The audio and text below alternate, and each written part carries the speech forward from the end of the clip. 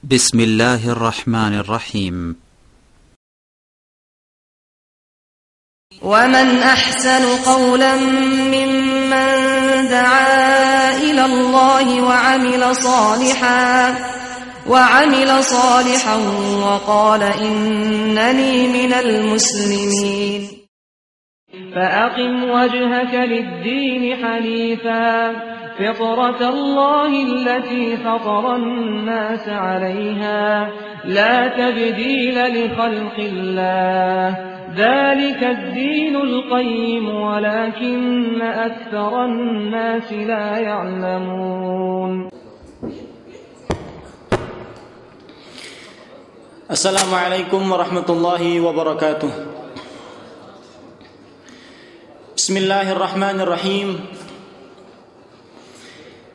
إن الحمد لله نحمده ونستعينه ونستغفره ونعوذ بالله من شرور أنفسنا وسيئات أعمالنا من يهده الله فلا مضل له ومن يضلل فلا هادي له وأشهد أن لا إله إلا الله وحده لا شريك له وأشهد أن محمدا عبده ورسوله. يا أيها الذين آمنوا اتقوا الله حق تقاته ولا تموتن إلا وأنتم مسلمون. يا أيها الناس اتقوا ربكم الذي خلقكم من نفس واحدة وخلق منها زوجها وبث منهما رجالا كثيرا ونساء واتقوا الله الذي تساءلون به والأرحام إن الله كان عليكم رقيبا. Ya ayyuhalladzina amanu taqullah, wahai orang-orang yang beriman, bertakwalah kepada Allah Subhanahu wa taala. Wa qulu qawlan sadida, dan berkatalah dengan perkataan yang baik. Yuslih lakum a'malakum, maka Allah Subhanahu wa taala akan menjadikan seluruh amal perbuatan kalian menjadi baik. Wa yaghfir lakum dzunubakum, dan Allah Subhanahu wa taala akan mengampuni segala dosa-dosa kalian. Wa man yuti'illaha wa rasulahu faqad faza fawzan 'azima. Dan barang siapa yang taat kepada Allah dan Rasulnya, maka dia sudah mendapatkan kemenangan yang sangat besar. Amma ba'd, fa inna asdaqal hadits kitabullah. Ketahuilah sesungguhnya sebaik-baiknya perkataan adalah kalamullah, Al-Quranul Karim. Wa khairal hadi hadi Muhammadin sallallahu alaihi wa ala alihi wasallam, dan sebaik-baiknya petunjuk adalah petunjuk Nabi Muhammad sallallahu alaihi wa ala alihi wasallam. Wa syarrul umuri muhdatsatuha, dan seburuk-buruknya perkara adalah sesuatu yang mengada-ngada di dalam beribadah. Wa kullu muhdatsatin bid'ah, setiap perbuatan yang mengada-ngada di dalam agama, di dalam beribadah disebut dengan perbuatan bid'ah. Wa kullu bid'atin dhalalah wa kullu dhalalatin finnar, dan setiap perbuatan bid'ah itu adalah bentuk daripada kesesatan, dan setiap bentuk daripada kesesatan adalah tempatnya di api neraka. Para ikhwah dan akhwat rahimani wa rahimakumullah jami'an, sudah sepatutnya kita bersyukur kepada Allah Subhanahu wa taala agar dengan bersyukur tersebut segala nikmat yang diberikan oleh Allah Subhanahu wa taala selalu bertambah, selalu tetap, bahkan bertambah. Karena Allah sudah menjanjikan bahwasanya barang siapa yang mensyukuri akan nikmat-nikmat Allah Subhanahu wa taala, maka sungguh Allah akan benar-benar menambahkan nikmat tersebut kepadanya. Dalam Al-Qur'an Allah Subhanahu wa taala berfirman, "La in syakartum la azidannakum wa la in kafartum inna 'adzabi lasyadid." Yang artinya kurang lebih, jika kalian bersyukur kepada Allah Subhanahu wa taala, maka sungguh aku benar-benar, coba perhatikan ayat ini, maka sungguh aku benar-benar akan tambahkan kepada kalian. Allah di sini menekankan beberapa kali tekanan. Sungguh benar-benar, la azidannakum, sungguh benar-benar aku akan tambahkan nikmatku kepada kalian. Wala in kafartum inna 'adzabi lasyadid. Tetapi jika kalian kufur terhadap nikmatku, tidak pernah mensyukurinya, tidak pernah menggunakannya pada tempatnya, tidak pernah menggunakannya sesuai yang dimaksudkan oleh Allah Subhanahu wa taala, maka ketahuilah sesungguhnya inna adzabi lasyadid. Sesungguhnya azabku sangat pedih. Oleh sebab itu, salah satu cara untuk selalu nikmat ini bertambah dan bertambah, maka kita harus bersyukur kepada Allah Subhanahu wa taala, dan kita harus meyakini seyakin-yakinnya bahwasanya Allah Subhanahu wa taala di dalam Al-Qur'an sudah menegaskan wa qalilun min ibadiy syakur, hanya sedikit dari hambaku yang bersyukur kepadaku. Dan kita berdoa kepada Allah Subhanahu wa taala, semoga kita termasuk dari hamba-hamba yang sedikit yang bersyukur kepada Allah tersebut. Amin amin ya rabbal alamin. Salawat dan salam kita sampaikan atau selalu tercurahkan kepada junjungan kita, kepada pemimpin kita, kepada suri tauladan kita, Nabi kita Muhammad sallallahu alaihi wasallam, makhluk yang paling kita cintai, kepada keluarga beliau, kepada para kerabat beliau, dan orang-orang yang mengikuti beliau sampai hari kiamat kelak. Para ikhwah sekalian dan akhwat rahimani wa rahimakumullah jami'an. Allah Subhanahu wa taala berfirman di dalam surat Az-Zariyat, wa ma khalaqtul jinna wal insa illa liya'budun, yang artinya kurang lebih bahwasanya tidak kuciptakan jin dan manusia kecuali hanya untuk beribadah kepadaku. Abdullah bin Abbas radhiyallahu anhuma ketika mentafsiri wa ma khalaqtul jinna wal insa illa liya'budun, kata Abdullah bin Abbas radhiyallahu anhuma, seorang habrul ummah, seorang sahabat Nabi Muhammad sallallahu alaihi wasallam radhiyallahu anhuma ajma'in, beliau mengatakan illa liwahidun, kecuali untuk mengesahkan Allah Subhanahu wa taala di dalam beribadah. Kemudian di dalam hadis yang lain Rasulullah sallallahu alaihi di dalam sebuah hadis Rasulullah sallallahu alaihi wasallam bersabda, kullu mauludin yuladu 'alal fitrah, setiap anak yang terlahir di muka bumi ini mereka dilahirkan atas fitrah manusia, atas fitrahnya yaitu menyembah kepada Allah Subhanahu wa taala. Setiap anak yang terlahir, ibu-ibu tidak terdengar itu.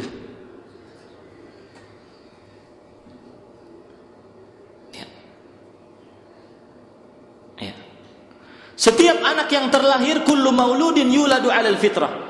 Setiap anak yang terlahir di muka bumi ini mereka terlahirkan atas fitrah. Apa fitrahnya? Fitrahnya adalah kecenderungan menyatakan bahwasanya Allah lah yang berhak disembah. Allah lah sembahan yang berhak disembah, tiada sembahan kecuali Allah Subhanahu wa taala. Itu fitrah manusia yang difitrahkan oleh Allah Subhanahu wa taala kepada setiap manusia yang dilahirkan ke dunia, ke muka bumi ini.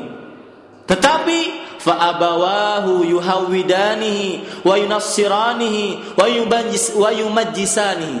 Tetapi karena kedua orang tuanya lah yang akhirnya menjadikan seorang bayi yang terlahir atas fitrah tadi menjadi orang Yahudi, entah dia nanti menjadi orang Nasrani, entah dia menjadi orang Majusi. Kadang-kadang selain kedua orang tuanya juga lingkungannya yang dia menjadikan dia orang-orang Yahudi, menjadikan dia orang-orang Nasrani, menjadikan dia orang-orang Majusi. Yang sebenarnya ketika terlahir di muka bumi ini, seluruh manusia yang terlahir di muka bumi ini terlahirkan di atas fitrah. Apa fitrahnya? Yaitu kecenderungan mengakui bahwasanya hanya Allah Subhanahu wa taala yang Maha mengatur dan hanya Allah Subhanahu wa taala yang berhak disembah di dunia ini. Oleh sebab itu, para ikhwah dan akhwat sekalian rahimani wa rahimakumullahu jami'an, berdasarkan nas-nas yang kita sebutkan di atas, untuk mengembalikan kita kecenderungan kita kepada fitrah yang diberikan oleh Allah Subhanahu wa taala, dan untuk selalu menjaga keyakinan kita untuk selalu menjaga kefitrahan yang diberikan oleh Allah Subhanahu wa taala kepada kita, maka pada sore hari ini kita akan membicarakan sebuah judul yang berjudul dengan tauhid dan arti dua kalimat syahadat. Semoga dengan kita mempelajari tauhid serta arti dua kalimat syahadat ini, kita selalu di dalam fitrahnya manusia, yaitu selalu menyembah kepada Allah Subhanahu wa taala dan meninggalkan akan taghut-taghut yang ada di muka bumi ini. Para ikhwah sekalian, kalau kita berbicara masalah tauhid sebagaimana yang sering kita lakukan, apa itu tauhid? Kita akan membicarakan atau akan mendefinisikan apa itu tauhid.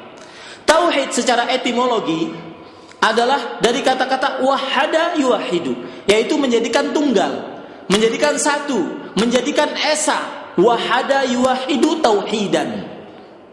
Dan secara terminologi atau secara istilah syar'i di dalam agama Islam, tauhid adalah menjadikan Allah Subhanahu wa taala hanya satu-satunya sembahan, hanya satu-satunya yang berhak diibadahi. Apa para ikhwah sekalian? Tauhid secara ilmu syar'i diartikan sebagai bahwasanya kita dituntut untuk mengesahkan Allah Subhanahu wa taala di dalam beribadah, menjadikan Allah Subhanahu wa taala hanya satu-satunya yang berhak diibadahi dan yang berhak disembah.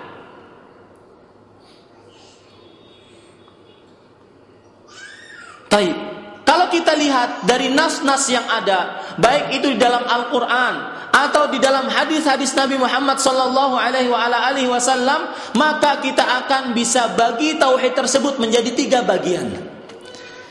Tauhid yang pertama yang disebut oleh para ulama rahimahumullah adalah tauhidur rububiyah.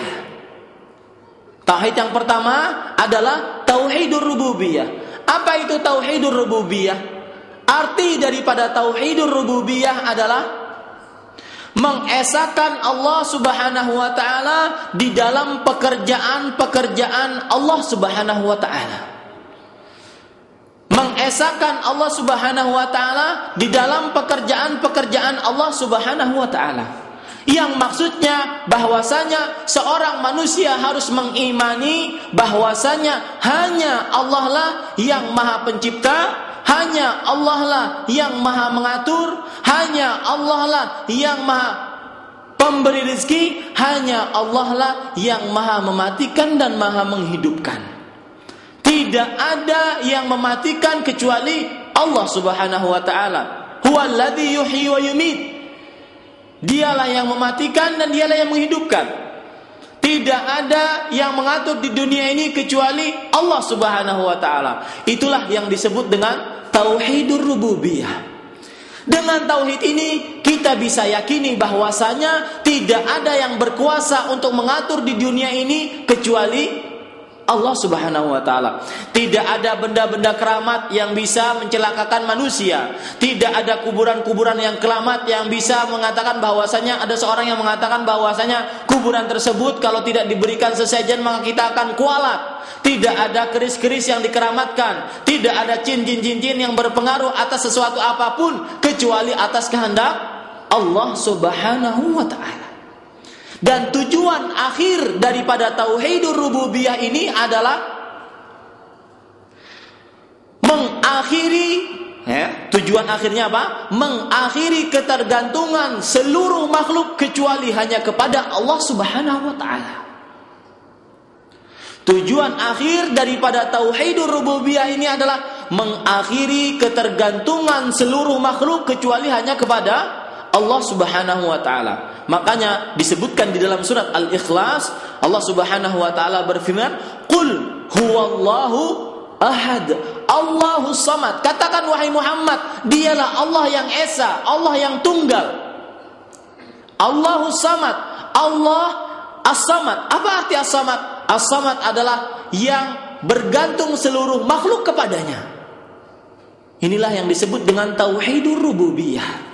Kalau sudah kita meyakini tauhidur rububiyah, maka kita harapkan bahwasanya tidak ada lagi dari kaum muslimin yang mengaku dirinya kaum muslimin bergantung kepada benda-benda keramat, Tidak ada lagi dari kaum muslimin yang kalau ingin bepergian dia memakai ajimat berupa gesper yang di dalamnya ada keyakinan bahwasanya itu bisa menyelamatkan dia daripada mara bahaya. Tidak ada lagi kalau seandainya ada seorang yang ingin bekerja di Saudi, dia bawa-bawa ramuan-ramuan yang berasal dari Indonesia supaya dia merasakan kenikmatan dan kenyamanan, baik itu ketika dia berada di dalam musafir ataupun ketika dia berada di negara lain selain negara Indonesia. Itulah inti daripada tauhidur rububiyah, mengakhiri ketergantungan seluruh makhluk kepada sesuatu kecuali hanya kepada Allah Subhanahu wa taala. Tauhid yang kedua yaitu tauhidul uluhiyah. Tauhidul uluhiyah artinya adalah mengesahkan Allah Subhanahu wa taala di dalam pekerjaan-pekerjaan hamba. Apa artinya para ikhwah sekalian? Mengesahkan Allah Subhanahu wa taala di dalam pekerjaan-pekerjaan hamba. Maksudnya apa? Maksudnya adalah seorang muslim harus meyakini bahwasanya hanya Allah lah yang berhak diibadahi, disembah, dimintai tolong, dimintai berkah. Hanya Allah lah yang berhak disembah. Seorang muslim harus menyatakan bahwasanya hanya Allah lah sembahan yang berhak disembah. Tiada sembahan yang berhak disembah kecuali Allah Subhanahu wa taala. Dan para ikhwan dan akhwat sekalian serta kaum muslimin dimanapun anda berada harus ketahui bahwasanya inilah inti daripada dakwahnya para anbiya, para nabi-nabi dan para rasul alaihi wassalatu wassalam. Dan ini termaktub di dalam surat Al-Fatihah yang selalu kita baca, tetapi sungguh sangat riskan sekali dan sangat disayangkan sekali fenomena yang ada. Kebanyakan daripada kaum muslimin ketika membaca surat Al-Fatihah ini, dia tidak memahami artinya sehingga dia tidak bisa mengamalkan konsekuensi yang ada di dalam Al-Fatihah tersebut. Allah Subhanahu wa taala berfirman dalam surat Al-Fatihah, "Iyyaka na'budu wa iyyaka nasta'in." Artinya apa para ikhwan sekalian? Artinya adalah hanya kepada Engkau ya Allah kami beribadah. Tidak ada yang kami ibadahi kecuali Allah. Engkaulah sembahan kami satu-satunya. Wa iyyaka nasta'in, dan hanya kepada Engkaulah kami menyembah. Kami meminta tolong. Tidak ada yang berhak dimintai tolong kecuali Allah Subhanahu wa taala. Dan kalau seandainya orang hanya berkeyakinan dengan tauhidur rububiyah yang pertama tadi, maka itu keislamannya belum sempurna. Dia belum masuk Islam, dia belum menjadikan dia sebagai seorang muslim, darahnya masih halal. Kenapa para ikhwah sekalian? Karena dia selain harus mentauhidkan Allah Subhanahu wa taala secara rububiyah, tetapi dia juga harus mentauhidkan Allah Subhanahu wa taala secara uluhiyah. Makanya orang-orang kafir Quraisy, Abu Jahal, Abu Lahab, Umayyah, seluruh orang-orang kafir Quraisy yang diperangi Nabi Muhammad SAW, mereka sebenarnya mengakui akan keberadaan Allah Subhanahu wa taala. Mereka sebenarnya mengakui bahwasanya Allah lah yang menciptakan langit dan bumi. Mereka juga mengakui seperti apa yang kita akui. Tetapi apa perbedaan antara orang-orang kafir Quraisy dengan kita, umatnya Nabi Muhammad SAW, umatnya yang beragama Islam? Apa perbedaannya? Perbedaannya adalah kalau mereka hanya sampai kepada tauhidur rububiyah, hanya mengakui bahwasanya Allah itu ada, hanya mengakui bahwasanya Allah itu Maha Pencipta, Maha Pengatur, Maha Pemberi rezeki dan sebagainya. Disebutkan di dalam Al-Quran dalam surat Al-Luqman ayat 25. Allah Subhanahu wa taala berfirman, "Wa la in sa'altahum man khalaqas samawati wal ard la yaqulunna Allah." Kalau seandainya mereka ditanya, siapa mereka? Orang-orang kafir Quraisy, Abu Jahal, Abu Lahab dan teman-temannya, CS-nya itu. Ditanya, siapa yang menciptakan langit dan bumi? Maka mereka akan sungguh benar-benar akan menyatakan bahwasanya Allah Subhanahu wa taala. Kita juga berkeimanan seperti itu, tetapi kita lebih daripada mereka. Bagaimana lebihnya? Kalau kita menyerahkan segala macam ibadah yang kita punyai hanya semata kepada Allah Subhanahu wa taala. Kenapa? Karena Allah menyuruh demikian dan Rasulullah sallallahu alaihi wasallam memerintahkan seperti itu. Bagaimana Allah menyuruh kita? Dalam surat Al-Bayyinah disebutkan, "Wa ma umiru illa liya'budullaha mukhlishina lahuddin." Dan mereka tidak disuruh beribadah kecuali hanya beribadah kepada Allah dengan seikhlas-ikhlasnya. Dalam hadis Rasulullah sallallahu alaihi wasallam, "Wa annal masajida lillah fala tad'u ma'allahi ahada." Dan sesungguhnya di dalam di dalam ayat Al-Qur'an, "Wa annal masajida lillah." Dan sesungguhnya masjid-masjid itu hanya milik Allah Subhanahu wa taala. Maka janganlah kalian menyembah kepada selain Allah di samping menyembah Allah Subhanahu wa taala. Ini dalil tentang tauhid uluhiyah. Artinya kita benar-benar memurnikan ibadah kita peruntukkan hanya kepada siapa? Allah Subhanahu wa taala. Itulah yang membedakan kita dengan orang-orang kafir Quraisy. Dengan begitulah akhirnya kita benar-benar masuk ke dalam Islam dengan Islam yang kafah, dengan Islam yang sempurna. Yang mana kalau orang masuk dengan akidah seperti ini, maka hartanya akan diharamkan atas kita. Kemudian darahnya akan diharamkan atas kita. Jiwanya akan diharamkan atas kita. Tapi para ikhwah sekalian, oleh sebab itu kita harus ketahui tujuan akhir daripada tauhid uluhiyah adalah melepaskan diri kita dari penghambaan kepada selain Allah Subhanahu wa taala. Tujuan akhir daripada tauhidul uluhiyah adalah melepaskan diri kita daripada penghambaan kepada Allah Subhanahu wa taala. Oleh sebab itu, kalau seandainya ada yang mengatakan bahwasanya saya bertauhidul uluhiyah, saya masuk ke dalam agama Islam, maka kita tidak harapkan lagi ada orang yang menyembah kepada kuburan keramat, ada orang yang menyembah kepada ajimat, ada orang yang menyembah kepada Rasul, ada orang yang meminta kepada Nabi dan Rasul dan sebagainya. Kemudian para ikhwah sekalian, tauhid yang ketiga yaitu tauhid asma wa sifat. Tauhid nama-nama dan sifat-sifat Allah Subhanahu wa taala. Tauhid yang ketiga, cara mengesahkan Allah Subhanahu wa taala yang ketiga adalah mengesahkan Allah Subhanahu wa taala dengan nama-namanya dan sifat-sifatnya yang maha mulia dan maha agung dan maha sempurna. Apa arti tauhid asma wa sifat? Artinya adalah meyakini bahwasanya Allah mempunyai nama-nama dan sifat-sifat yang mulia dan agung sesuai dengan keagungan dan kemuliaan Allah Subhanahu wa taala.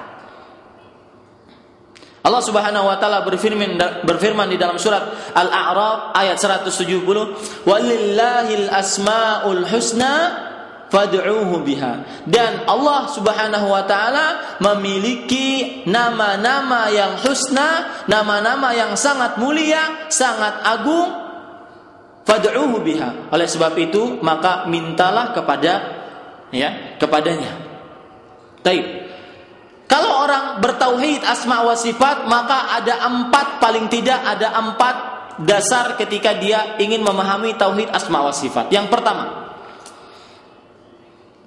ketika kita ingin memahami nama-nama Allah Subhanahu wa taala yang ada di dalam Al-Qur'an dan ada di dalam hadis-hadis Nabi Muhammad sallallahu alaihi wasallam, paling tidak dia mempunyai 4 cara.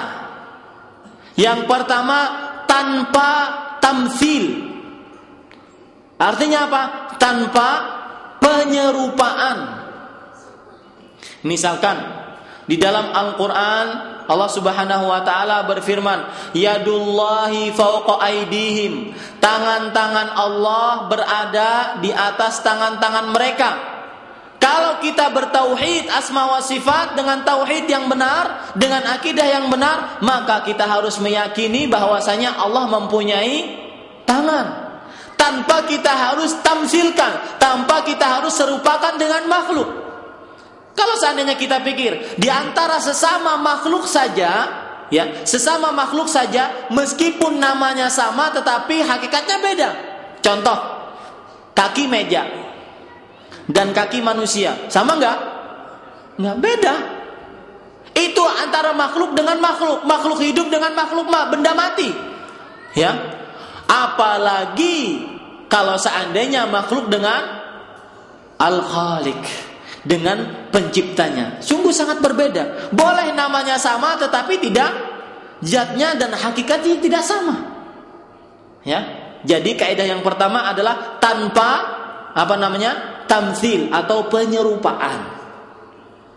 Yang kedua, tanpa takyif atau tanpa menanyakan bagaimana. Tanpa menanyakan bagaimana. Kalau seandainya kita menghadapi atau kita dapatkan di dalam Al-Quran ada ayat-ayat Allah Subhanahu wa ta'ala yang berupa sifat-sifat dan nama-nama Allah Subhanahu wa ta'ala, maka kita tidak boleh tanyakan bagaimana. Contoh tadi, yadullahi fawqa aydihim, ya. Yadullahi fawqa aydihim. Tangan Allah berada di atas tangan-tangan mereka. Bagaimana ya tangan Allah Subhanahu wa ta'ala? Apakah seperti ini? Ya, itu tidak boleh. Perkataan itu tidak boleh. Kenapa? Karena para sahabat dan Nabi Muhammad sallallahu alaihi wasallam tidak pernah menanyakan seperti itu. Kita hanya dituntut bahwasanya kita beriman Allah mempunyai tangan saja. Kita tidak dituntut untuk mengetahui bagaimana zat dan hakikat tangannya Allah Subhanahu wa taala. Paham ini para ikhwan sekalian? Baik. Makanya Imam Malik rahimahullah ketika ditanya kaifastawa, bagaimana Allah Subhanahu wa taala beristiwa, kata-kata bagaimana. Bagaimana Allah Subhanahu wa taala beristiwa di langit? Kata Imam Malik, coba perhatikan, al-istiwa'u ma'lum. Yang antuk-antuk perhatikan. Al-istiwa'u ma'lum. Kata Imam Malik rahimahullah, yang namanya istiwa itu adalah kita ketahui artinya. Wal kaifu majhul. Dan bagaimana istiwanya kita tidak ketahui karena kita dituntut untuk tidak mengetahui. Kita tidak dituntut untuk mengetahui. Wasu'alu anhu bid'ah, dan menanyakan bagaimana sifat Allah itu adalah perbuatan bid'ah. Kenapa? Karena tidak pernah perkataan bagaimana sifat Allah ditanya oleh Nabi ataupun ditanya oleh para sahabat Nabi Muhammad sallallahu alaihi wasallam radhiyallahu anhum ajma'in. Oleh sebab itu, orang yang bertanya tadi akhirnya dikeluarkan oleh Imam Malik. Kenapa? Karena takut itu akan menulari kepada orang-orang yang lain. Jadi kata-kata kalau kita dapatkan sekali lagi di dalam Al-Quran atau di dalam hadis-hadis Nabi Muhammad sallallahu alaihi wasallam ada ayat yang berupa nama-nama dan sifat-sifat, maka kita tidak wajib dan tidak harus untuk menanyakan kaifa, bagaimana. Paham ini para ikhwan sekalian? Saya berikan contoh lagi. Allah Subhanahu wa taala ketika bertanya kepada neraka, hal min mazid? Kata Allah Subhanahu wa taala, wahai neraka, masih ada lowong enggak? Masih ada tambahan? Mau tambahan lagi? Ya. Apa yang dijawab oleh neraka? Hal min mazid? Katanya, ada enggak lagi? Silahkan masukkan, karena masih luas nerakanya. Akhirnya dimasukkan, Allah Subhanahu wa taala memasukkan telapak kakinya yang sangat mulia. Ya. Ingat, ketika kita berhadapan dengan hadis ini sahih. Ketika kita berhadapan dengan hadis ini, kita harus percayai bahwasanya Allah mempunyai telapak kaki. Ya, telapak kaki, karena hadisnya hanya telapak kaki. Paham? Nah, kalau seandainya kita mendapatkan hadis ini, maka jangan ada di dalam pikiran kita bagaimana telapak kakinya Allah Subhanahu wa taala. Karena itu tidak boleh. Paham ini para ikhwan sekalian? Baik. Yang ketiga, untuk memahami tauhid asma wa sifat ini adalah tanpa takwil. Apa maksud daripada takwil? Merubah maknanya yang sebenarnya menjadi makna lain. merubah makna yang sebenarnya menjadi makna lain. Ya, contoh misalkan Allah Subhanahu wa taala berfirman dalam surat Al-Maidah atau surat An-Nisa kalau tidak salah, antara dua ini yang penting. Kata Allah Subhanahu wa taala dalam Al-Qur'an, "Bal yadahu mabsuutatan." Bahkan ya, kedua tangan Allah Subhanahu wa taala terbuka dengan lebar. Kita harus percayai seyakin-yakinnya bahwasanya benar-benar memang hakikatnya, secara hakikatnya bahwasanya kedua tangan Allah terbuka lebar. Kita tidak boleh melakukan apa tadi? Takwil. Ya, kita bicarakan sekarang takwil. Apa arti takwil? Merubah arti dari makna sebenarnya. Bagaimana mereka merubah artinya? Ya, kata mereka, ini sebenarnya bukan tangan Allah Subhanahu wa taala, tetapi adalah kekuatan Allah Subhanahu wa taala atau kemurahan Allah Subhanahu wa taala. Dan ini berarti dia sudah merubah Al-Qur'an dan sudah merubah apa? Makna yang sebenarnya. Ini yang disebut dengan takwil dan ini tidak boleh sama sekali. Oleh sebab itu, paham ini para ikhwah sekalian? Ya, jadi kalau seandainya Al-Quran menyebutkan baliyadahu mabsuutatan, yang artinya bahkan tetapi kedua tangan Allah Subhanahu wa taala terbuka dengan lebar, maka kita harus percayai bahwasanya yang terbuka dengan lebar adalah memang kedua tangan Allah Subhanahu wa taala, bukan kekuatan Allah Subhanahu wa taala. Dan kalau seandainya kita lihat dari bahasa kedua tangan, di sini dia katakan kuwah, dia katakan kekuatan, kan beda sama sekali. Ya, oleh sebab itu kita di dalam kaidah yang ketiga ini ketika memahami nama-nama dan sifat-sifat Allah Subhanahu wa taala tidak ada boleh kita mengatakan takwil, merubah artinya dengan makna sebenarnya. Yang keempat kita katakan untuk memahami tauhid asma wa sifat ini kita tidak boleh tahrif. Tahrif adalah merubah. Ya, tahrif juga artinya merubah. Ya. Kita tidak boleh merubahnya baik itu dengan tambahan huruf atau merubah artinya. Baik. Nah, kaidah dasar untuk memahami tauhid asma wa sifat ini ada di dalam surat Asy-Syura ayat 110. Allah Subhanahu wa taala berfirman di dalam Al-Qur'an, "Laisa kamitslihi syai' wa huwas samiul basir." Perhatikan ayat ini bagus-bagus. Perhatikan ayat ini baik-baik. Kata Allah Subhanahu wa taala di sini, Allah menegaskan, "Laisa kamitslihi syai'." Allah tidak sama dengan sesuatu apapun. Allah memiliki nama, Allah memiliki sifat, tetapi tidak sama. Tangannya Allah tidak sama dengan tangannya makhluk. Laisa kamitslihi syai'. Ya. Kemudian wajahnya Allah Subhanahu wa taala tidak sama dengan wajahnya makhluk. Telapak kakinya Allah Subhanahu wa taala tidak sama dengan telapak kakinya makhluk. Ya, istiwanya Allah Subhanahu wa taala tidak sama dengan istiwanya makhluk. Paham ini pada kuasa? Laisa kamitslihi syai' wa huwas samiul basir. Apa artinya? Dan tetapi dia Maha pendengar lagi Maha melihat. Kita mendengar atau melihat? Kita mendengar dan melihat apa tidak? Ya, kita melihat, kita mendengar. Tetapi Allah juga melihat, Allah mendengar. Apakah penglihatan kita dengan penglihatan Allah sama? Tidak, sama sekali jauh. Ya, apakah pendengaran kita dengan pendengaran Allah sama? Tidak. Makanya bisa saja namanya sama, tetapi berbeda-beda. Ya, zat dan hakikatnya berbeda-beda. Itulah tauhid atau 3 tauhid yang harus dimaklumi dan dimengerti oleh setiap orang yang mengaku dia mengesahkan Allah, bertauhid kepada Allah Subhanahu wa taala. 3. Tauhid uluhiyah, tauhid rububiyah, tauhid uluhiyah, dan tauhid asma wa sifat. Baik. Sekarang kita masuk kepada judul kedua, arti 2 kalimat syahadat.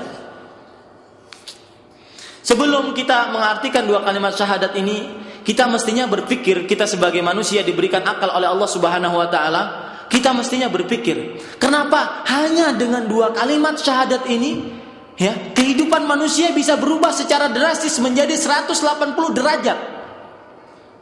Yang Yang asalnya dia kafir menjadi muslim, yang asalnya dia ingkar menjadi mukmin, yang asalnya dia tidak mukmin menjadi mukmin, hanya dengan 2 kalimat syahadat ini. Dan ketika orang mengucapkan 2 kalimat syahadat ini, seluruh perbuatannya pun harus sesuai dengan 2 kalimat syahadat ini. Artinya apa? Hanya dengan 2 kalimat syahadat ini, kehidupannya akan berubah 180 derajat. Contoh, dia harus puasa, dia harus sholat, dia harus menjaga akan perintah-perintah Allah Subhanahu wa taala, dia harus mengerjakan perintah-perintah Allah Subhanahu wa taala, harus menjauhi segala larangan-larangan Allah Subhanahu wa taala. Ya, oleh sebab itu kita harus pelajari benar-benar akan makna dan arti 2 kalimat syahadat ini, yang mana nanti pada akhirnya kita bisa benar-benar mengaplikasikan konsekuensi-konsekuensi yang diminta daripada 2 kalimat syahadat ini. Baik. Kalimat yang pertama adalah asyhadu alla ilaha illallah. Kalimat yang pertama adalah asyhadu alla ilaha illallah. Allah Subhanahu wa taala di dalam Al-Qur'an dalam surat Ibrahim ayat 24, Allah memisalkan kalimat la ilaha illallah ini sebagai kalimat yang baik, sebagai pohon yang baik, yang kokoh, menjulang tinggi dan bermanfaat bagi seluruh manusia. Coba Anda buka surat Ibrahim ayat 24 sampai 25. Anda akan bacakan ayatnya. Kata Allah firman Allah Subhanahu wa taala dalam surat Al-Ibrahim, Alam tara kaifa daraballahu mathalan kalimatan thayyibah. Tidakkah kamu perhatikan bagaimana Allah telah membuat perumpamaan kalimat yang baik? Maksud daripada kalimat yang baik ini adalah kalimat apa? La ilaha illallah. Maksud daripada kalimat yang baik ini adalah kalimat la ilaha illallah. Seperti pohon yang baik. Jadi Allah memisalkan kalimat la ilaha illallah ini seperti pohon yang baik. Kasyajaratin thayyibah asluha thabit, yang mana akarnya itu teguh, ya, kokoh. Akarnya itu kokoh. Makanya orang yang berkalimat syahadat dia akan teguh, tidak mau terombang-ambing dengan syubhat-syubhat yang ada, tidak mau terombang-ambing dengan kerancuan-kerancuan pemikiran-pemikiran manusia yang sangat terbatas sekali. Asluha thabit wa far'uha fis sama', dan cabang-cabangnya menjulang ke langit tinggi sekali. Kenapa? Kalimat itu adalah kalimat yang mulia. Ya, tu'ti ukulaha kulla hinin bi'idni rabbiha wa yadribullahu al-amthal walakinna aktsaran nasi la ya'lamun. Artinya, pohon itu memberikan buahnya bi'idni rabbihim wa yadribullahu al-amthala lin-nas la'allahum yatadhakkarun. Artinya, pohon itu memberikan buahnya pada setiap musim, pada setiap waktu, dengan seizin Allah Subhanahu wa taala. Allah yang membuat perumpamaan-perumpamaan itu supaya manusia selalu mengingat akan perumpamaan tersebut. Intinya para ikhwah sekalian, Allah di sini ingin menerangkan atau ingin menjelaskan kepada kita bahwasanya kalimat la ilaha illallah itu seperti pohon yang kokoh. Begitu juga orang yang bersyahadat la ilaha illallah, dia harus kokoh terhadap godaan apapun, dia harus kokoh terhadap akidahnya, dia tidak mudah terombang-ambing terhadap akidahnya. Dia hanya mengatakan la ilaha illallah, sebagaimana kokohnya seorang Bilal bin Abi Rabah ketika dia diazab oleh Umayyah. Dia hanya bisa mengatakan apa? Ahadun ahad. Yang kalau disebutkan secara bahasa kita, ya, la ilaha illallah, tiada ilah selain Allah. Anda mau mengatakan apa saja, mau memberikan siksaan apa saja kepada saya, mau memberikan apa saja kepada saya, kata Bilal, ya, sepertinya beliau ingin berkata seperti itu, tetapi saya hanya tetap mengatakan ahadun ahad. Artinya la ilaha illallah, tiada sembahan yang berhak disembah kecuali Allah Subhanahu wa taala. Kemudian, ya, kalimat ini juga tinggi karena dia mulia, dan kalimat ini juga bermanfaat pada setiap waktu. Dia memberikan buahnya pada setiap musim. Oleh sebab itu inilah kalimat yang mulia, la ilaha illallah. Para ikhwah sekalian,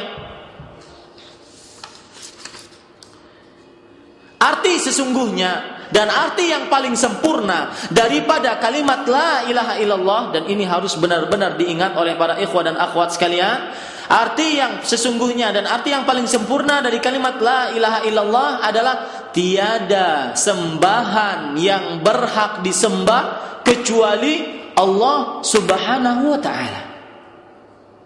Ya, tiada sembahan yang berhak disembah kecuali Allah Subhanahu wa ta'ala. Oleh karena itu, kalau ada orang yang mengartikan tiada Tuhan selain Allah, maka ini kurang tepat. Kenapa? Karena seakan-akan dari kalimat ini, ya, dari kalimat ini dia hanya menyatakan bahwasanya keberadaan Allah saja, bahwasanya Allah itu ada. Tetapi dia tidak benar-benar mengikhlaskan ibadahnya kepada Allah Subhanahu wa ta'ala. Dan kalimat ini pula seakan-akan menggambarkan bahwasanya tiada Tuhan selain Allah. Padahal kalau kita lihat realitanya di dunia ini, kita lihat fenomena yang ada di dunia ini, para manusia banyak sekali menjadikan Tuhan-Tuhan selain Allah Subhanahu wa ta'ala. Orang Nasrani ada 3 Tuhan. Tuhan Bapa, Tuhan Yesus, Tuhan Kudus. Bahkan ditambah Tuhan salib, karena mereka nyembah salib. Orang Buddha, ya, menyembah Buddha Siddhartha Gautama, menyembah patung. Ya, kadang-kadang mereka menyembah sapi. Ya. Bahkan diceritakan kalau seandainya ada sapi lewat, ya, sapi lewat di tengah jalan, itu seluruh kendaraan harus berhenti. Ya, untuk biar Tuhannya lewat dulu. Ya. Na'udzubillah. Hindu juga begitu. Orang-orang Majusi menyembah apa?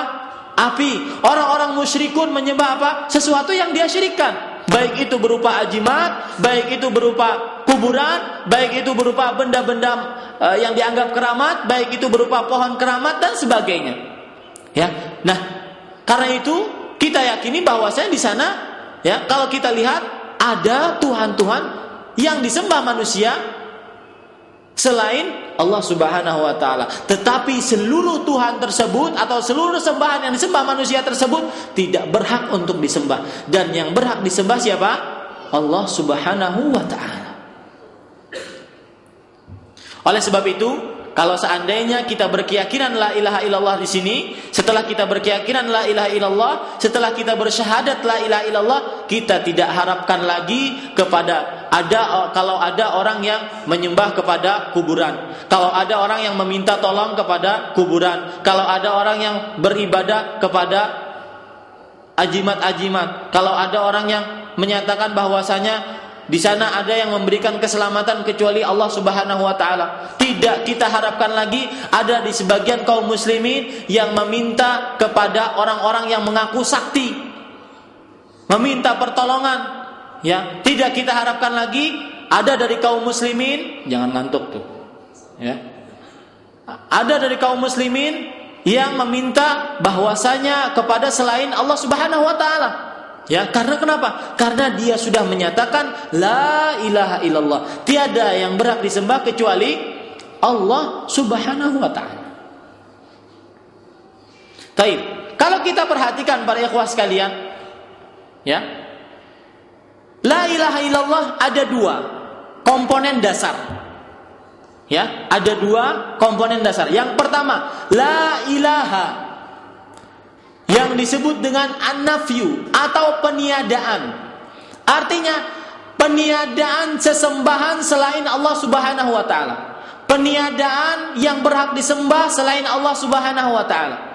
Oleh sebab itu, kalau dia bersaksi la ilaha illallah, dia tidak berhak untuk beribadah kepada selain Allah Subhanahu wa ta'ala. Dia tidak berhak menyatakan bahwasanya ada keris yang bisa dijadikan sebagai cara untuk dimintai tolong. Dia tidak berhak untuk minta kepada Nabi Muhammad SAW sekalipun. Kenapa? Karena dia harus meniadakan seluruh sembahan selain siapa? Allah Subhanahu wa taala. Ini komponen yang pertama, la ilaha, yang disebut dengan an-nafyu atau nafyu, yang arti dalam bahasa Indonesianya adalah peniadaan sembahan. Komponen yang kedua yaitu illallah, penetapan, ya, yang disebut dalam bahasa Arabnya al-itsbat. Penetapan bahwasanya hanya Allah lah yang berhak disembah, hanya Allah lah yang berhak dimintai tolong, hanya Allah lah yang berhak ditawakali, hanya Allah yang berhak ditakuti, hanya Allah lah yang berhak kita bernadar untuknya, hanya Allah lah yang berhak kita sholat kepadanya, hanya Allah lah yang berhak kita puasa kepadanya. Seluruh amal ibadah tidak boleh kita tujukan kecuali kepada Allah Subhanahu wa taala. Nah, kalau seandainya orang sudah bersyahadat la ilaha illallah dan dia memahami kaidah ini, maka sekali lagi kepada kaum muslimin seluruhnya dimanapun Anda berada, kita tidak harapkan Anda setelah memahami ini untuk meminta kepada selain Allah, meminta tolong kepada selain Allah, beristighatsah kepada selain Allah, baik itu bentuknya kepada makhluk-makhluk mati atau benda-benda mati, atau makhluk-makhluk hidup, atau makhluk-makhluk hidup yang sudah mati, kepada wali-wali saleh, ya, kepada wali-wali orang-orang saleh.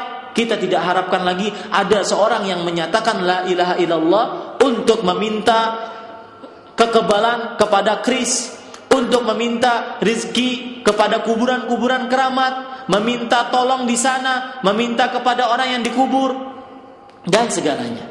Kenapa? Karena kalau seandainya dia bersyahadat la ilaha illallah, tetapi dalam realita kehidupannya dia minta kepada selain Allah, dia menyekutukan Allah, dia masih percaya kepada keris-keris yang keramat, dia masih percaya kepada ajimat-ajimat yang dikeramatkan, dia masih percaya kepada pohon-pohon yang dikeramatkan, kuburan-kuburan yang dikeramatkan, minta kepada orang-orang saleh, maka sangat kontradiktif sekali, bertentangan sekali dengan perkataan dan makna daripada la ilaha illallah tersebut. Ya, oleh sebab itu sekali lagi para ikhwan sekalian, kita benar-benar harus memahami kata-kata la ilaha illallah. Ini sangat harus kita pahami. Tapi para ikhwan sekalian, termasuk daripada pengguguran kalimat la ilaha illallah atau sesuatu yang bertentangan dengan kalimat la ilaha illallah adalah seseorang apabila dia sudah terlalu taat kepada baik itu gurunya, baik itu ustadznya, baik itu kepada pemimpinnya, sampai ketaatan tadi kepada tahap derajat,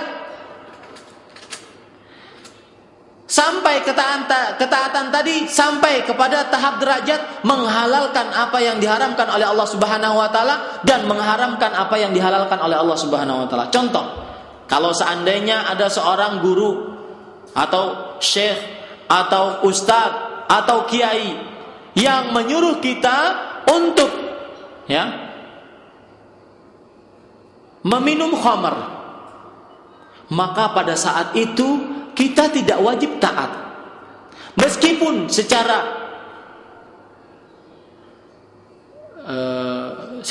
adab kita taat kepada syekh, para pemimpin dan sejenisnya, maka tetapi kita pada saat ini karena dia sudah merintahkan kepada maksiat, maka kita tidak boleh untuk taat kepadanya. Ini termasuk daripada kesalahan atau penyimpangan daripada kalimat la ilaha illallah. Kalau ada orang yang menyatakan dirinya bersyahadat la ilaha illallah, tetapi dia masih menghalalkan apa yang diharamkan oleh Allah Subhanahu wa taala karena dia taat kepada gurunya, karena dia taat kepada murid, kepada syekhnya, ya, seperti orang-orang yang terlalu taat kepada syekhnya, yang akhirnya dia meninggalkan sholat Jumat, yang akhirnya dia meninggalkan sholat 5 waktu karena ketaatan dia kepada syekhnya, maka ini juga bertentangan dengan kalimat apa? La ilaha illallah. Baik para ikhwah sekalian, di sana ada syubhat, ya, ada syubhat yang sering orang katakan. Syubhat yang pertama, arti syubhat adalah kerancuan. Syubhat yang pertama, kata orang,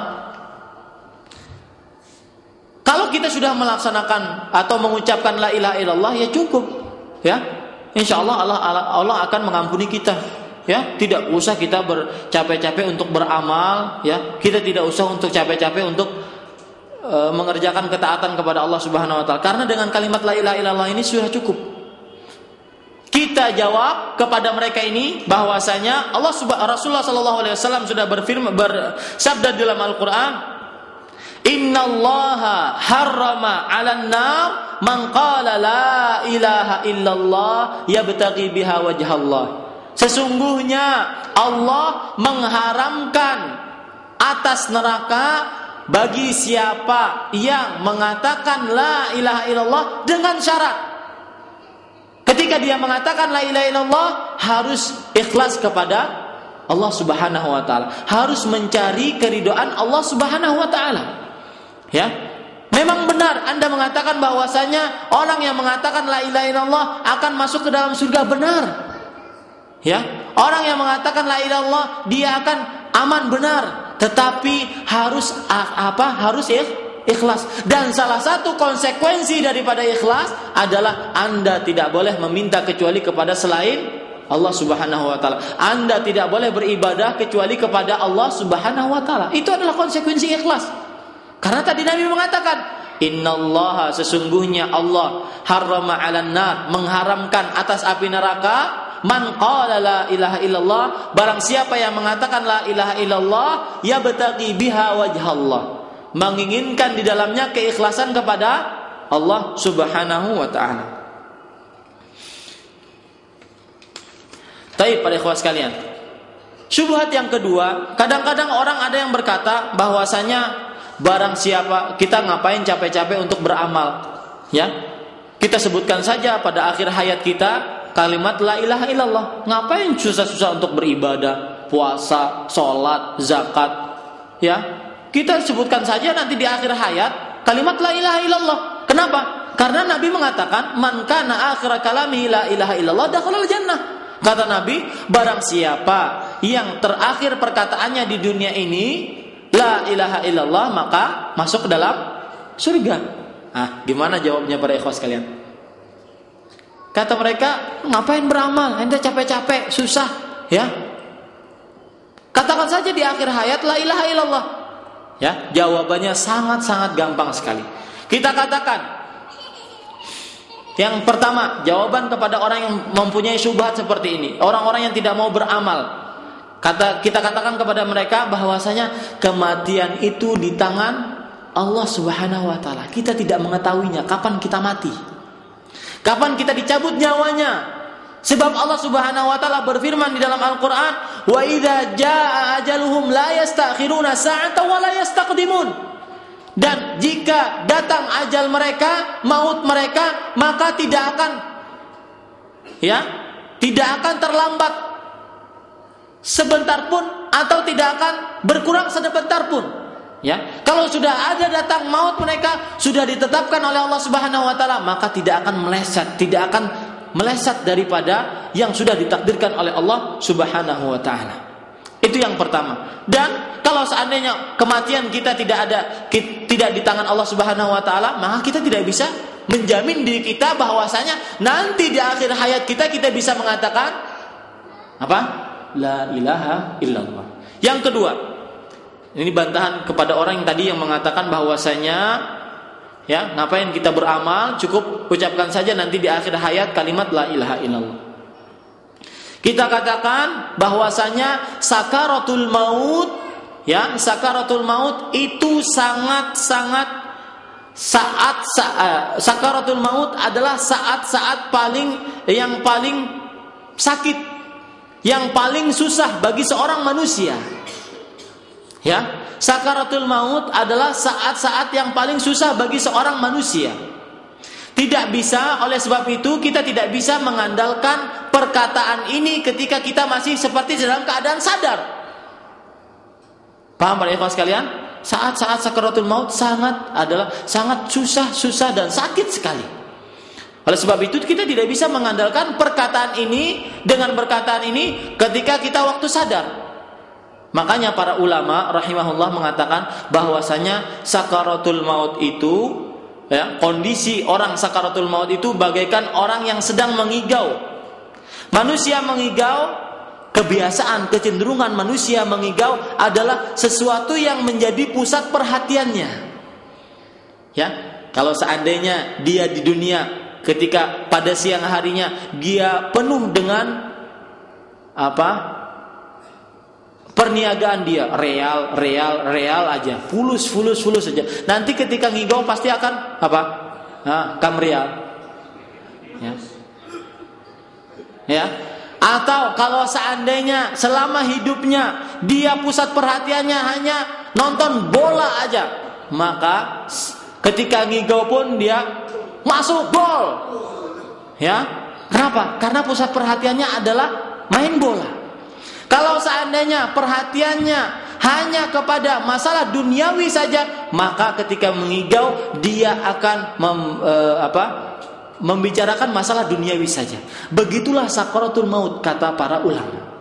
Kalau seandainya selama hidupnya yang menjadi pusat perhatiannya adalah sesuatu yang hanya berbau dunia, ya, maka dia ketika matinya pun akan mengatakan atau akan berbuat atau akan meminta sesuatu yang dia jadikan pusat perhatian pada hidupnya.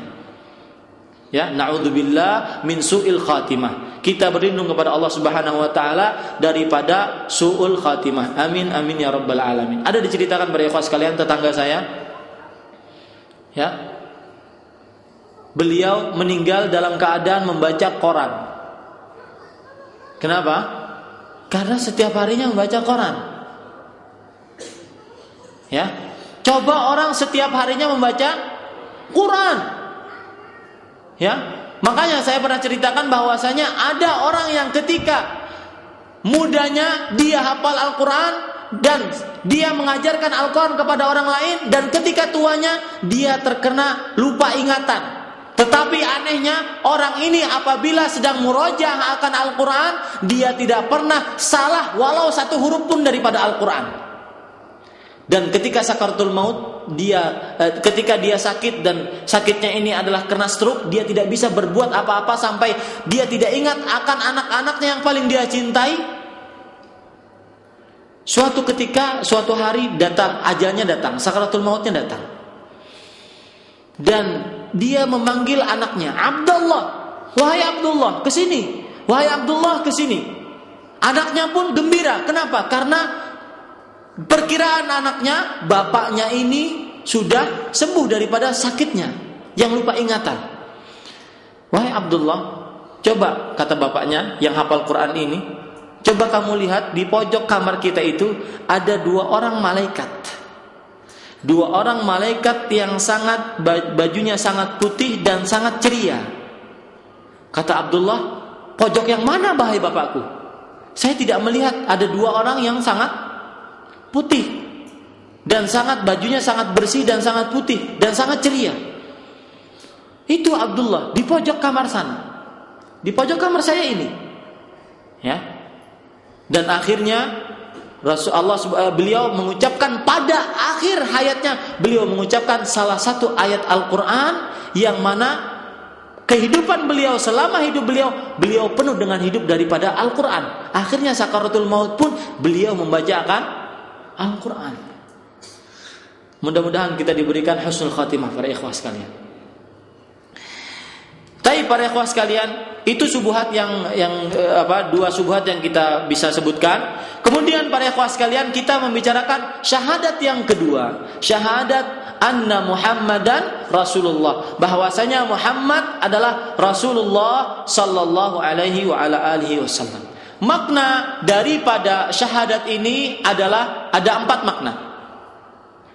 Makna daripada syahadat anna Muhammadan Rasulullah, bahwasanya Muhammad adalah Rasulullah sallallahu alaihi wasallam, ada 4 makna. Yang pertama, tasdiquhu fima akhbar, mempercayai apa yang diberitakan oleh Rasulullah sallallahu alaihi wasallam.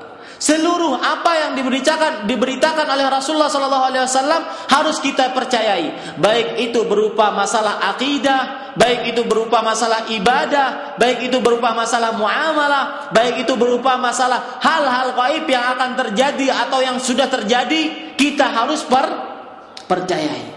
Contohnya, Nabi Muhammad SAW mengabarkan kita bahwasanya Allah mempunyai sifat-sifat dan nama-namanya. Kita harus percayai dengan seyakin-yakinnya. Allah Subhanahu wa Ta'ala, kemudian Nabi mengabarkan kepada kita bahwasanya Allah mewajibkan akan sholat 5 waktu. Kita harus percayai.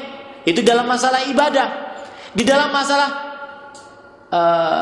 masalah hal-hal gaib yang sudah terjadi ataupun yang belum terjadi, Nabi Muhammad SAW mengabarkan kepada kita bahwasanya di zaman dulu, ya, Nabi Adam alaihi salatu wassalam dikeluarkan daripada surga Allah Subhanahu wa taala akibat tergoda dengan perbuatan syaitan, tergoda dengan godaan syaitan. Kita harus percayai kabar Nabi tentang yang akan datang, baik itu berupa hari kiamat, tanda-tandanya kita harus percayai. Adanya Dajjal, datangnya Dajjal, datangnya Ya'juj Ma'juj, datangnya Nabi Isa, ya, membunuh babi-babi dan menghancurkan segala macam bentuk salib. Kita harus percayai.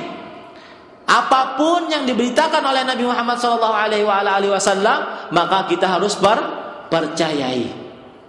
Kenapa? Karena Allah Subhanahu wa taala berfirman dalam surat An-Najm ayat 2 dan 3, "Wa ma yantiqu 'anil hawa in huwa illa wahyun yuha." Dan dia tidak menyatakan, dia tidak berkata akan sesuatu dari hawa nafsunya kecuali itu adalah wahyu yang diwahyukan oleh Allah Subhanahu wa taala. Makna yang kedua daripada arti syahadat anna Muhammadar Rasulullah adalah ta'atuhu fima amar. Ini penting. Apa artinya? Mentaati apa yang diperintahkan oleh Rasulullah sallallahu alaihi wasallam. Segala apa yang diperintahkan oleh Rasulullah sallallahu alaihi wasallam harus kita taati. Ya, baik itu berupa ibadah, baik itu berupa akhlak, baik itu berupa muamalah. Kadang-kadang para ikhwah sekalian, kalau kita perhatikan, ada sebagian manusia yang Islamnya itu hanya dalam masalah sholat, yang Islamnya itu hanya dalam masalah puasa, yang Islamnya itu hanya dalam masalah haji saja. Tetapi keluarganya, anak istrinya dibiarkan tidak menutup aurat, ya. Padahal ini adalah perintah Rasulullah SAW. Tetapi di dalam masalah muamalahnya dia tidak Islam, dia berhubungan dengan riba. Di dalam masalah akhlaknya dia sering berdusta. Berarti orang ini setengah-setengah, nus-nus. Ya, setengah-setengah, setengah Islam. Kalau seandainya dalam masalah sholat dia menjadi orang Islam, tetapi kalau dalam masalah riba dia tidak jadi orang Islam. Di dalam masalah puasa dia jadi orang Islam. Tetapi ketika dia berkata-kata dia berbohong. Banyak orang seperti itu. Banyak atau tidak para ikhwan sekalian? Baik. Ini berdasarkan hadis Nabi Muhammad SAW, ya. Rasulullah SAW bersabda, "Man ata'ani faqad ata'allah, wa man asani faqad asallah." Barang siapa yang taat kepadaku, kata Rasulullah SAW, maka dia sudah taat kepada Rasulullah, kepada Allah Subhanahu wa taala. Dan barang siapa yang bermaksiat kepadaku, yaitu kepada Rasulullah SAW, maka dia sudah bermaksiat kepada Allah Subhanahu wa taala. Dan Allah menyebutkan dalam surat Ali Imran, dan ayat ini disebut dengan ayat ujian. Ayat ini disebut dengan ayat ujian. Allah Subhanahu wa taala berfirman dalam Al-Qur'an, "Qul in kuntum tuhibbunallah fattabi'uni." Katakan wahai Muhammad, kalau seandainya kalian mencintai Allah Subhanahu wa taala, hendaklah kalian mengikuti aku. Kadang-kadang ada orang yang mengaku cinta kepada Allah, kadang-kadang ada orang yang mengaku cinta kepada Nabi Muhammad SAW, tetapi ketika kita lihat kehidupannya sehari-hari, dia tidak mengikuti Rasulullah SAW, dia tidak taat kepada Rasulullah SAW. Makanya Imam Ibnu Katsir rahimahullah menyatakan bahwasanya ayat ini adalah ayatul imtihan, ayat ujian bagi orang yang mengaku dirinya cinta kepada Nabi Muhammad SAW. Apa bukti cinta? Bisa saja orang yang umurnya 5 tahun, anak umurnya 5 tahun bisa mengatakan, saya cinta Rasul. Sampai ada lagunya Cinta Rasul. Benar tuh dia? Ya. Tetapi, apa buktinya? Apa dalilnya? Anda mengaku cinta kepada Nabi Muhammad SAW, mana buktinya? Salah satu buktinya adalah ta'atuhu fima amar. Mentaati apa yang diperintahkan oleh Rasulullah SAW. Seluruh apa yang diperintahkan oleh Rasulullah SAW harus kita taati. Baik itu berupa sholat. Rasulullah SAW menyuruh kita sholat. Bagi laki-laki supaya sholat berjamaah di masjid. Bagi wanita supaya menutup aurat. Bagi wanita supaya taat kepada suaminya. Bagi laki-laki dan wanita supaya tidak boleh berbohong. Kita harus mentaati apa yang diperintahkan oleh Rasulullah SAW. Taib, itu makna yang kedua. Makna yang ketiga adalah ijtinabu fima naha anhu wa jazar. Artinya menjauhi apa yang dilarang dan dicela oleh Rasulullah sallallahu alaihi wasallam. Makna syahadat. Makna yang ketiga daripada syahadat anna Muhammadan Rasulullah adalah menjauhi apa yang dilarang oleh Rasulullah sallallahu alaihi wasallam. Contoh misalkan, kalau seandainya Rasulullah sallallahu alaihi wasallam melarang laki-laki untuk menyerupakan dirinya dengan wanita dan begitu sebaliknya, maka jangan kita kerjakan. Kalau seandainya laki-laki dilarang oleh Rasulullah sallallahu alaihi wasallam untuk memakai cincin emas, maka jangan ketika kita pernikahan ya ganti cincin dan sama-sama emas, itu dilarang oleh Rasulullah SAW. Ya, kalau seandainya dan sesuatu yang paling dilarang oleh Rasulullah SAW adalah, siapa yang tahu? Sesuatu yang paling dilarang oleh Rasulullah SAW di dalam hidup beliau apa? Syirik, menyekutukan Allah Subhanahu wa ta'ala. Kalau seandainya Rasulullah SAW melarang kita untuk berbuat syirik dimanapun dan kapanpun kita berada, maka kita tidak boleh sedikit pun menyekutukan Allah Subhanahu wa ta'ala. Ya, kalau seandainya Rasulullah SAW melarang kita untuk berbuat maksiat, maka salah satu tanda keimanan kita kepada Rasulullah SAW adalah kita tidak boleh bermaksiat, karena itu adalah salah satu makna dan konsekuensi yang ada dari kalimat anna Muhammadan Rasulullah. Yang keempat adalah alla ya'budallah atau alla yu'badallahu illa bima syara'. Artinya hendaknya seseorang tidak beribadah kepada Allah kecuali dengan apa yang disyariatkan oleh siapa? Oleh Rasulullah sallallahu alaihi wasallam. Puasa kita harus puasanya seperti puasanya Rasulullah sallallahu alaihi wasallam. Salat kita harus seperti salatnya Rasulullah sallallahu alaihi wasallam. Itu adalah konsekuensi daripada syahadat anna Muhammadan Rasulullah. Saya ulangi dengan cepat. Konsekuensi atau makna daripada syahadat anna Muhammadan Rasulullah adalah yang pertama, mentaati apa yang beliau perintahkan, mempercayai apa yang beliau beritakan, mentaati apa yang beliau perintahkan, menjauhi apa yang beliau larang, dan tidak beribadah kecuali dengan petunjuk dari siapa? Dari Rasulullah sallallahu alaihi wa ala alihi wasallam.